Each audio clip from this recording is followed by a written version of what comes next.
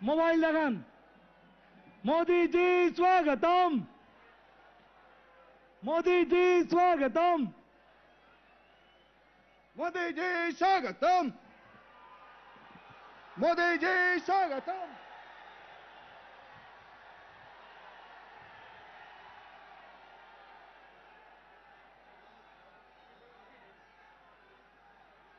मोदी जी स्वागतम।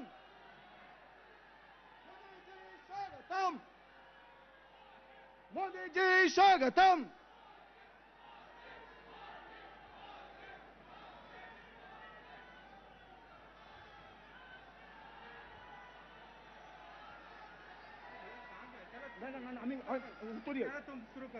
এবার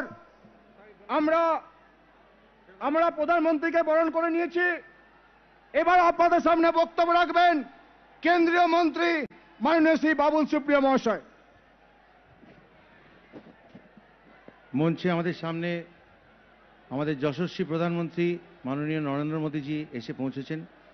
ওনাকে আসানসোলবাসীর পক্ষ থেকে সাদর শুভেচ্ছা, প্রণাম এবং অনেক অনেক ধন্যবাদ জানাবো যে আজকে আসানসোল দুর্গাপুর অঞ্চলের যে 9 জন প্রার্থী আছেন এবং সমস্ত বিজেপির কর্মীরা, বিজেপির নিচু স্তরের কর্মী থেকে আরম্ভ করে ওপর স্তরের যারা পদাধিকারী আছেন তারা সবাই তাদের সবাইকে আশীর্বাদ করার জন্য স্বয়ং উনি আজকে আসানসোলে এর আগেও বহুবার এসছেন আমাদের সবাইকে শুভেচ্ছা এবং আশীর্বাদ জানানোর জন্য। আজকে উনি আবার এসছেন, এটা আমাদের জন্য সবাইকার জন্য একটা অত্যন্ত গর্বের দিন। মঞ্চে সমস্ত রাজ্য স্তরের এবং কেন্দ্রীয় স্তরের সমস্ত নেতারা আছেন, সমস্ত যারা এখানকার বিধায়ক পদের জন্য লড়ছেন তারা সবাই আছেন। পশ্চিমবঙ্গে একটি সুস্থ মস্তিষ্কের স্বচ্ছ সরকার, যেখানে মানুষের অধিকার প্রতিষ্ঠা হবে, গণতন্ত্র প্রতিষ্ঠা হবে, যেখানে সবচেয়ে বড় কথা মানুষের টাকায় মানুষের কাজ হবে, সেরকম একটি সরকার গঠনের লক্ষ্যে, পরিবর্তনের আসল মানে পশ্চিমবঙ্গে ফিরিয়ে দেওয়ার লক্ষ্যে, আসল পরিবর্তন আনতে, এবং যেটা আমরা মন থেকে জানি, মন থেকে বিশ্বাস করি যে বাংলা মানে সোনার বাংলা, সেই সোনার বাংলা গড়ে তোলার লক্ষ্যে যে অসম্ভব মেহনত, অসম্ভব চেষ্টা এবং অসম্ভব পরিশ্রম আমাদের মাননীয় প্রধানমন্ত্রী বিগত কয়েক মাস ধরে করছেন, সেটাকে আমরা নমস্কার জানিয়ে, সেটার প্রতি অনেক আমাদের তরফ থেকে সম্মান জানিয়ে আজকে ওনাকে আসানসোলের মাটিতে আরেকবার অভ্যর্থনা জানাচ্ছি, প্রণাম জানাচ্ছি এবং ওনাকে অনুরোধ করছি ওনার মূল্যবান বক্তব্য এবং আশীর্বাদ দিয়ে আমাদের সবাইকে গৌরবান্বিত করতে। অনেক অনেক ধন্যবাদ আমাদের মাননীয় প্রধানমন্ত্রী শ্রী নরেন্দ্র মোদীজি।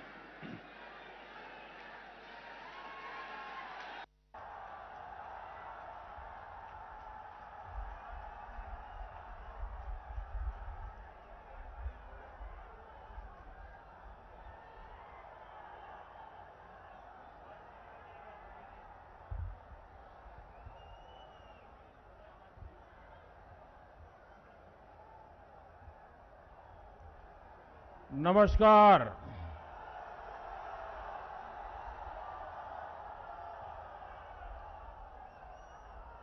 मां कल्याणेश्वरी और गागर बूढ़ी चंडी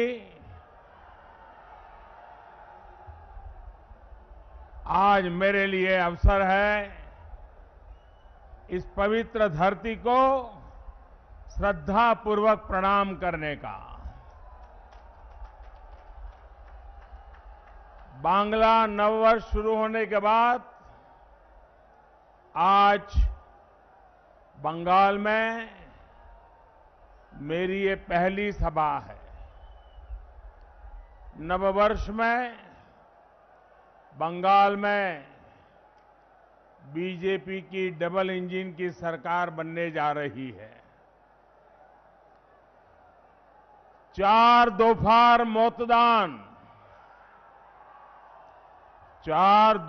मतदान टीएमसी होलो खान खान।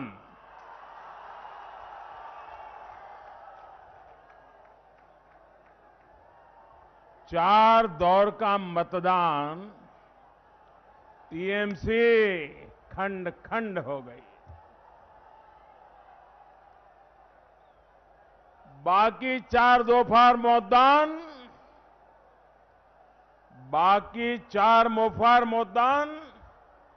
दीदी भाईपो टिकट कटान।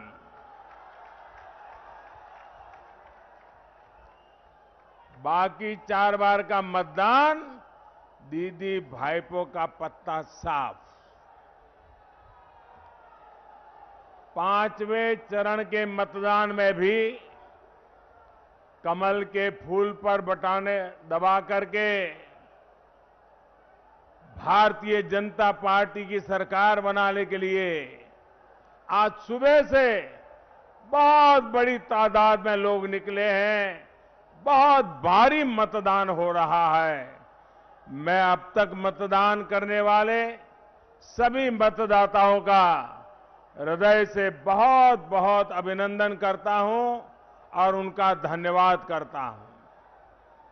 साथियों, आसनसोल हो, दुर्गापुर हो, इस पूरे क्षेत्र में बंगाल ही नहीं बल्कि देश के औद्योगिक विकास का प्रमुख केंद्र बनने की क्षमता बहुत पहले से है, हमेशा से है।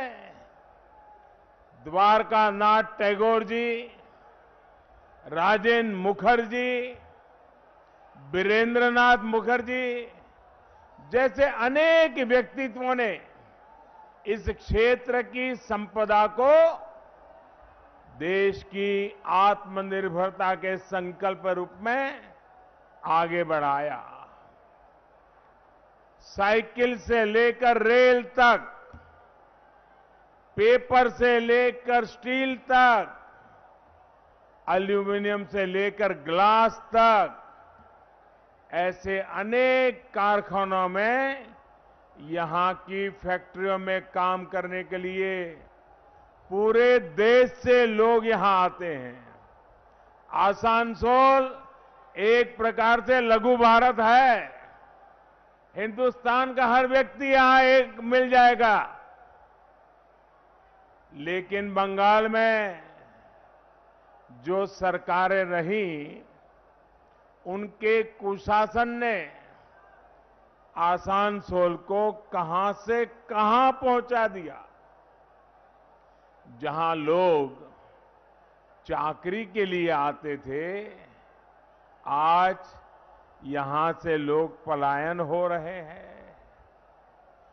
मां, माटी, मानुष की बात करने वाली दीदी ने यहां हर तरफ माफिया राज फैला दिया है।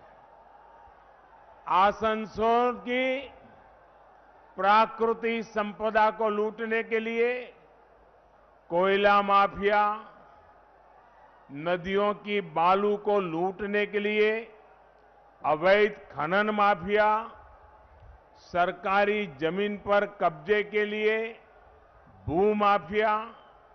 साथियों, यहां सालनपुर, बाराबनी, जमूरिया, रानीगंज, उखड़ा, बल्लालपुर से लेकर बांकुड़ा बॉर्डर तक अवैध कोयला खनन का साम्राज्य फैला हुआ है। यहां का कोयला, रेत और दूसरे खनिजों को काला माल कहा जाता है। किस किस तक पहुंचता है, ये हर कोई जानता है। बंगाल के ट्रक वालों को, ट्रांसपोर्ट से जुड़े साथियों को, यहां के उद्यमियों को जो वाइपो टैक्स देना पड़ता है, वो भी बंगाल के लोग भली भांति जानते हैं।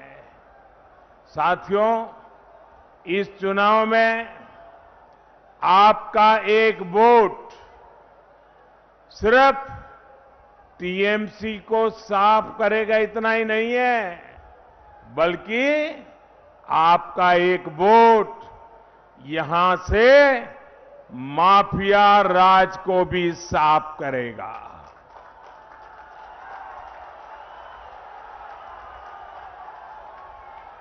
आपको पता है आपकी वोट की ताकत क्या है?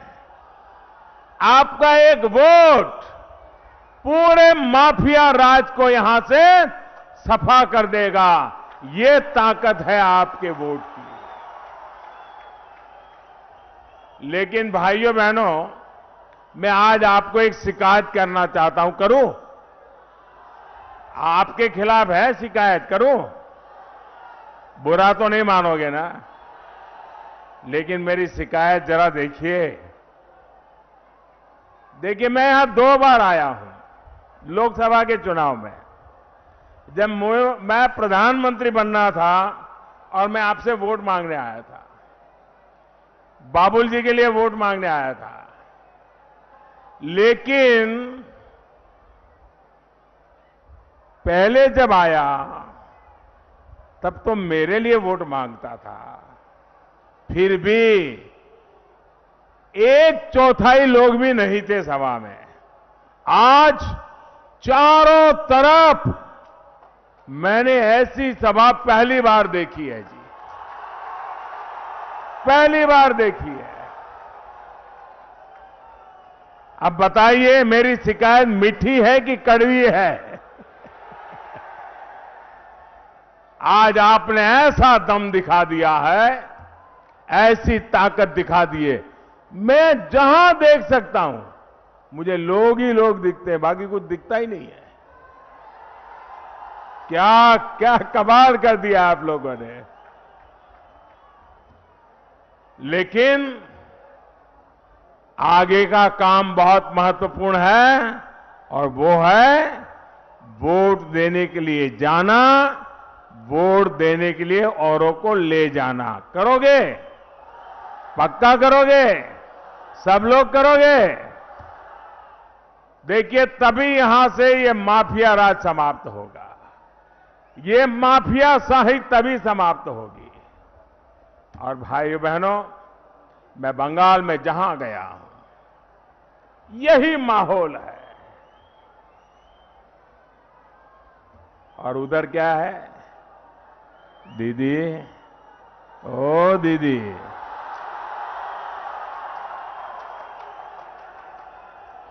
देखिए दीदी, ओ दीदी, 2 मई में अब सिर्फ आधा महीना बचा है।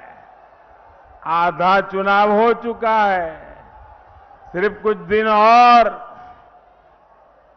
कोयला धुले मोयला जाए ना।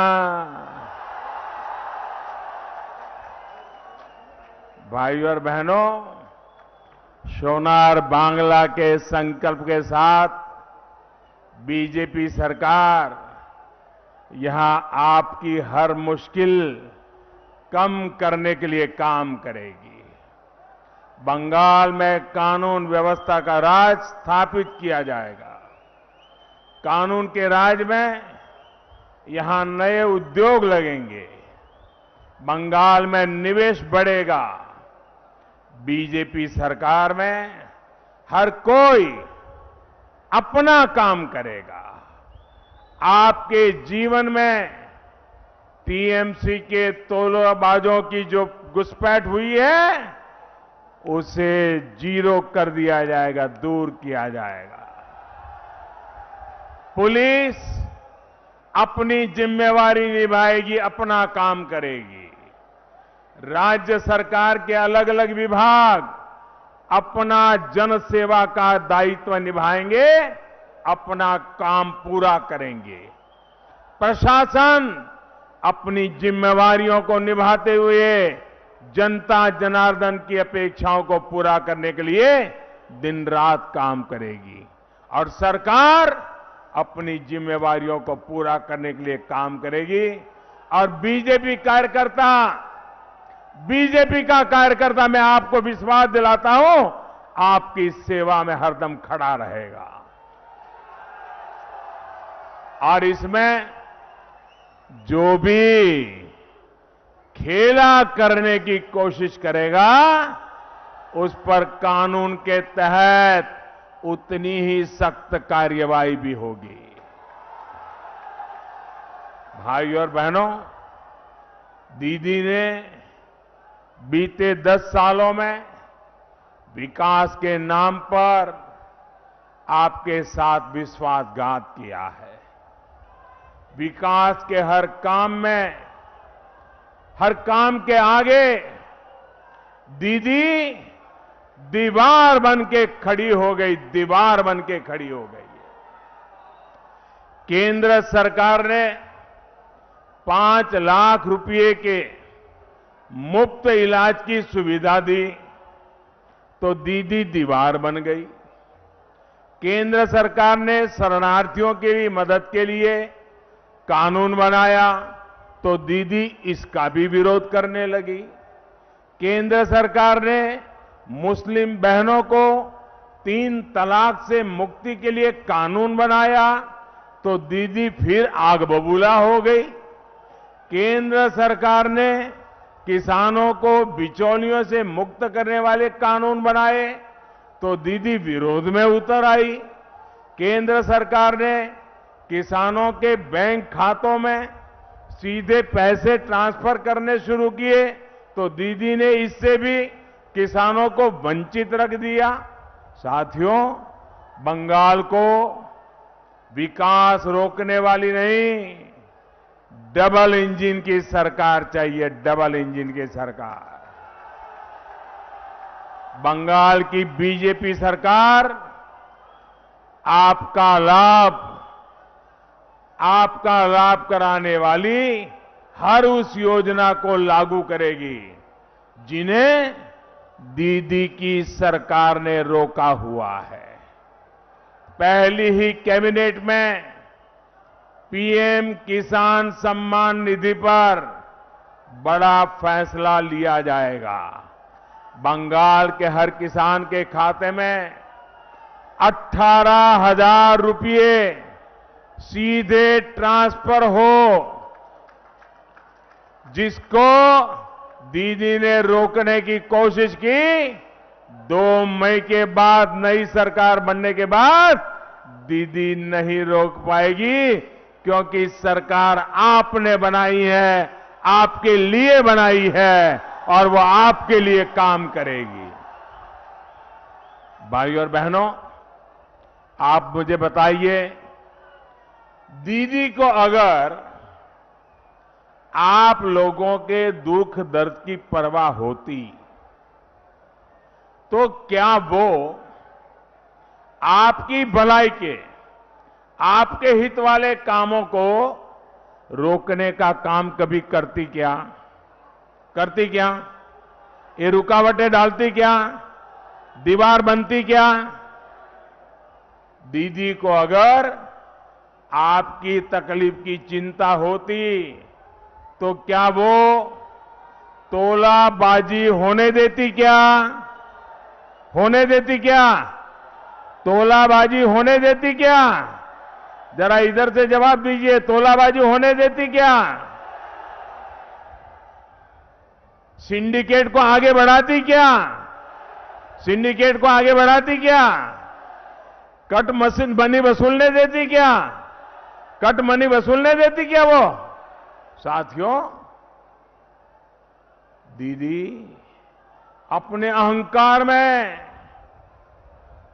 अहंकार में दीदी इतनी बड़ी हो गई है कि हर कोई उन्हें अपने आगे छोटा दिखता है। केंद्र सरकार ने अनेक बार अनेक विषयों पर बात करने के लिए बैठकें बुलाई है, लेकिन दीदी कोई न कोई कारण बताकर इस बैठकों में नहीं आती। जैसे कोरोना पर पिछली 2 बैठकों में बाकी मुख्यमंत्री आए, लेकिन दीदी नहीं आई। नीति आयोग की गवर्नेंस काउंसिल की बैठक हो, बाकी मुख्यमंत्री आए, लेकिन दीदी नहीं आई। मां गंगा की सफाई के लिए देश में इतना बड़ा अभियान शुरू हुआ, लेकिन दीदी उससे जुड़ी जो बैठक होती है उसमें भी नहीं आई।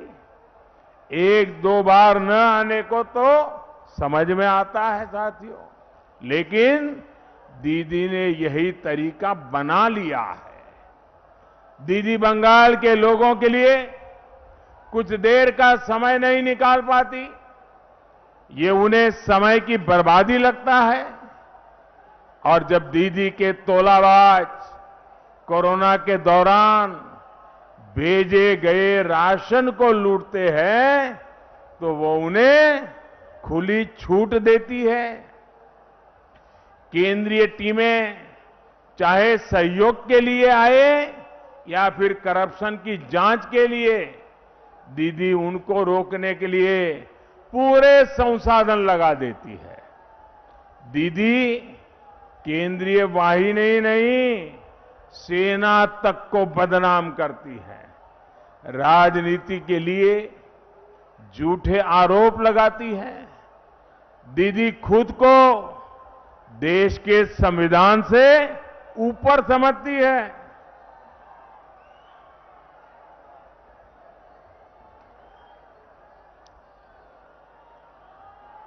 दीदीर चोखे अहंकारेर पर्दा, दीदी की आंखों पर अहंकार का पर्दा चढ़ा हुआ है। भाइयों और बहनों, दीदी की राजनीति सिर्फ विरोध और गतिरोध तक सीमित नहीं है, बल्कि दीदी की राजनीति प्रतिशोध की खतरनाक सीमा को भी पार कर गई है। बीते 10 साल में बीजेपी के अनेकों कार्यकर्ताओं की हत्या की गई है।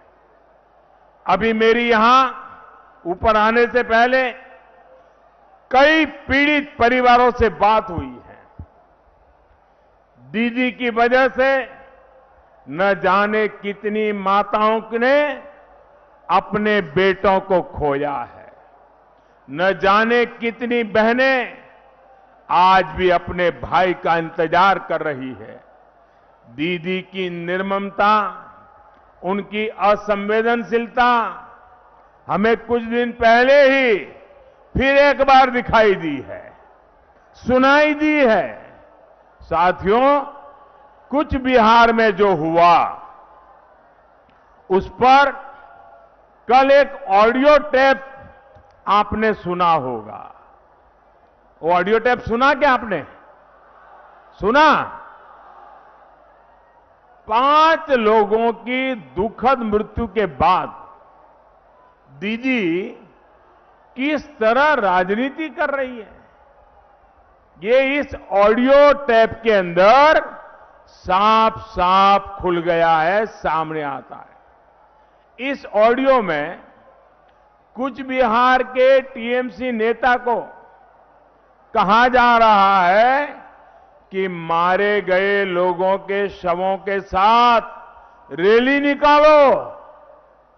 दीदी वोट बैंक के लिए कहां तक जाएगी आप? सच्चाई ये है कि दीदी ने कुछ बिहार में मारे गए लोगों की मृत्यु से भी अपना सियासी फायदा करने की सोची। शवों पर राजनीति करने की दीदी को बहुत पुरानी आदत है। साथियों, दीदी ने बंगाल में यह हाल बना दिया है। जनता ने भी जब उनके विरोध की कोशिश की तो उसको कुचल दिया गया। बंगाल की जनता के अधिकार दीदी के लिए कोई मायने नहीं रखते। 2018 के पंचायत चुनाव पश्चिम बंगाल कभी नहीं भूल सकता। वर्धमान से लेकर बांकुरा, वीरभूमि, मुर्शिदाबाद के लोगों को आज भी याद है कैसे उनके अधिकारों को छीना गया। आप सोचिए, बंगाल में 20,000 से ज्यादा पंचायतों में सीधे दीदी के तोलाबाजों को निर्वाचित कर दिया गया। दीदी ने इतना आतंक फैलाया कि 1/3 से भी ज्यादा पंचायतों में कैंडिडेट पर्चा तक नहीं भर पाए। हमले के डर से व्हाट्सएप तक पर नॉमिनेशन फाइल करने पड़े। जीत के बाद भी जनप्रतिनिधियों को पड़ोसी राज्यों में शरण लेनी पड़ी। लोकतंत्र के इस अपमान से, लोकतंत्र को इस तरह कमजोर किए जाने से सुप्रीम कोर्ट तक में नाराजगी जताई, लेकिन दीदी ने लोकतंत्र का सम्मान नहीं किया, लोकतंत्र की परवाह नहीं की। साथियों, बंगाल और भारत के लिए रवि ठाकुर का आदेश है, रवि ठाकुर का आदेश है, चित्तो जेथा भय शून्य, चित्तो जेथा भय शून्य। हृदय जहां भय मुक्त रहे, लेकिन दीदी का प्रयास रहता है चित्तो जेथा भय आक्रांतो, चित्तो जेथा भय आक्रांतो। हृदय जहां भयाक्रांत रहे। दीदी को इस बार के चुनाव में छप्पा वोट नहीं करने दिया जा रहा, तो वो और बौखला गई है। दीदी की गुंडागिरी, मस्तानगिरी का खेला नहीं करने दिया जा रहा है, तो दीदी बौखला गई है। दीदी द्वारा हर पैंतरा आजमाया जा रहा है ताकि बंगाल के लोगों को वोट देने से रोका जाए। टीएमसी द्वारा अभियान चलाए जा रहे हैं, चुनाव आयोग पर दबाव बनाया जा रहा है। दिल्ली से लेकर बंगाल तक दीदी ने मोदी के खिलाफ मोर्चा खुलवा दिया है। दीदी, ओ दीदी, दीदी, ओ आदरणीय दीदी, आप जितनी चाहे साजिशें कर लीजिए, जितनी चाहे कोशिशें कर लीजिए, इस बार आपकी साजिश बंगाल के लोग खुद ही नाकाम कर रहे हैं। इस बार बंगाल के लोगों ने ही आपके खिलाफ मोर्चा खोल दिया है। बंगाल के लोगों ने आप पर अभूतपूर्व विश्वास किया था।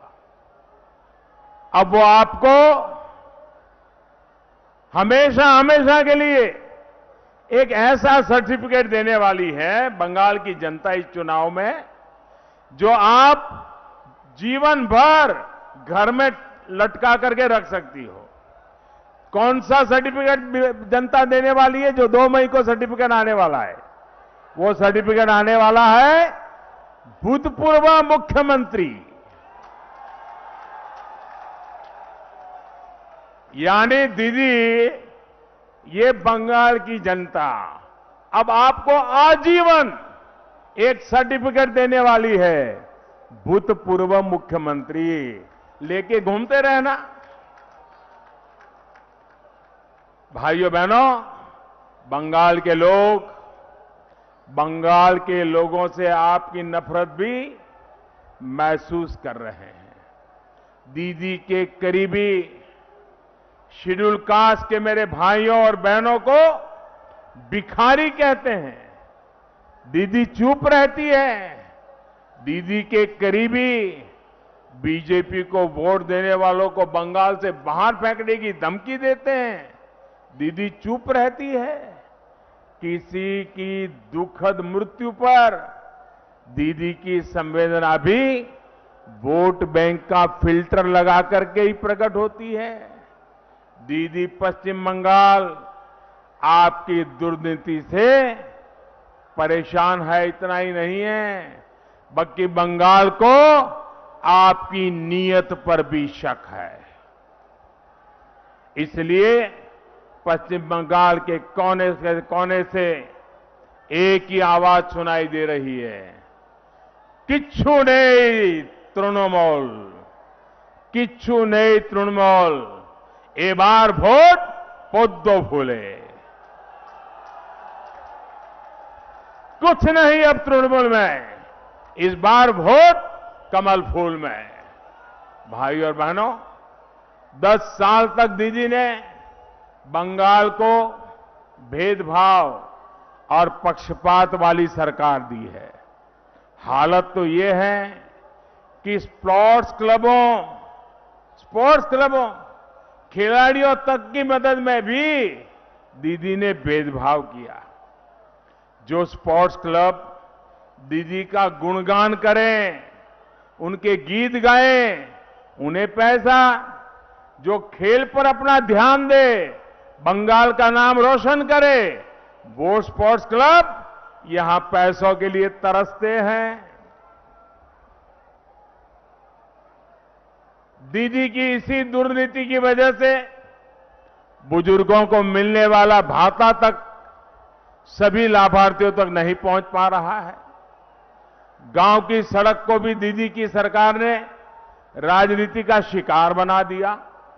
मनरेगा की मजदूरी हो या फिर आपदा की राहत हो, दीदी की सरकार ने सब में भेदभाव किया, पक्षपात किया। आपको 3 साल पहले की रामनवमी याद है? आसनसोल रानीगंज के दंगे कौन भूल सकता है? इन दंगों में सैकड़ों लोगों के जीवन भर की मेहनत राख हो गई। सबसे ज्यादा नुकसान गरीबों का हुआ, पटरी पर दुकान लगाने वालों और छोटे व्यापारियों का हुआ। दंगाइयों का साथ किसने दिया? दंगाइयों का साथ किसने दिया? दंगाइयों का साथ किसने दिया? पूरी ताकत से बोलिए, पता चले देश को, दंगाइयों का साथ किसने दिया? दंगाइयों का साथ किसने दिया? तुष्टीकरण की नीति किसने पनपाई? तुष्टीकरण की नीति किसने पनपाई? किसके कारण पुलिस दंगाइयों के पक्ष में खड़ी रही? किसके कारण पुलिस दंगाइयों के पक्ष में खड़ी रही? एक ही जवाब है ना? एक ही जवाब है ना? हर कोई कह रहा है दीदी के कारण, दीदी के कारण, दीदी के कारण। भाई और बहनों, जो विकास पर विरोध को, विश्वास पर प्रतिशोध को, सुशासन पर राजनीति को प्राथमिकता देती है, ऐसी सरकार पश्चिम बंगाल का भला नहीं कर सकती। इसलिए बंगाल को आशोल परिवर्तन चाहिए। आशोल परिवर्तन, आशोल परिवर्तन बंगाल में सबका साथ, सबका विकास, सबका विश्वास के लिए। आशोल परिवर्तन बंगाल के युवाओं को रोजगार के लिए। आशोल परिवर्तन बंगाल में कानून के राज के लिए। आशोल परिवर्तन बंगाल की भलाई के लिए। साथियों, दीदी के राज में महिलाओं के साथ जो अत्याचार हुआ है, उसकी चर्चा तक दीदी ने नहीं होने दी। राज्य सरकार के आंकड़े छिपाकर महिलाओं पर अत्याचार की खबरों को दबाकर दीदी ने सबसे बड़ा खेला बंगाल की महिलाओं के साथ ही किया है।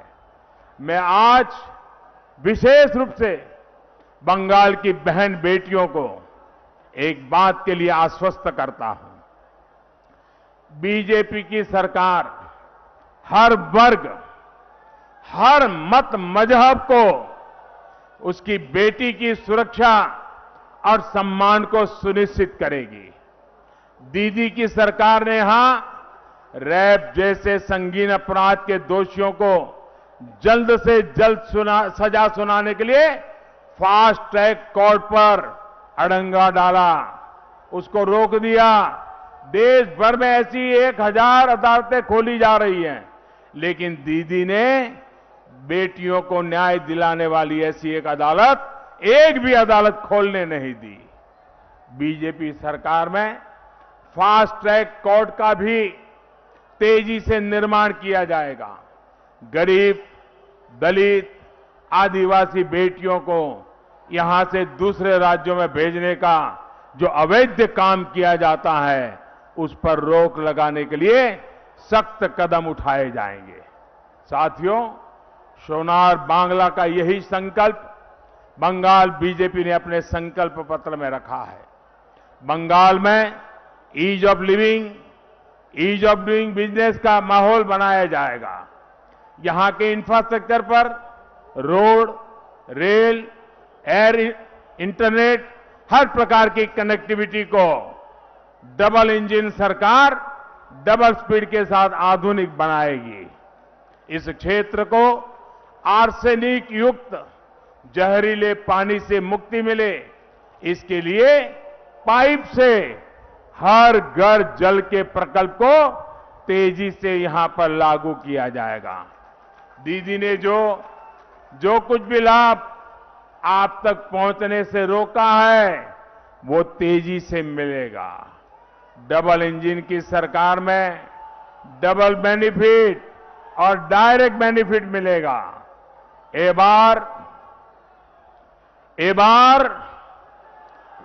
এবার সংঘাত নয়, এবার সংঘাত নয়, সহযোগিতা হবে। এবার বিরোধ নয়, বিকাশ হবে। এবার মনে ভয় নয়, পেটে ভাত হবে। এবার শিক্ষা হবে, শিল্প হবে, কর্মসংস্থান হবে। आप इतनी बड़ी तादाद में आशीर्वाद देने के लिए आए, मैं आपका बहुत बहुत आभार व्यक्त करता हूं। दोनों हाथ ऊपर करके मेरे साथ बोलिए, भारत माता की, भारत माता की, भारत माता की। बहुत बहुत धन्यवाद।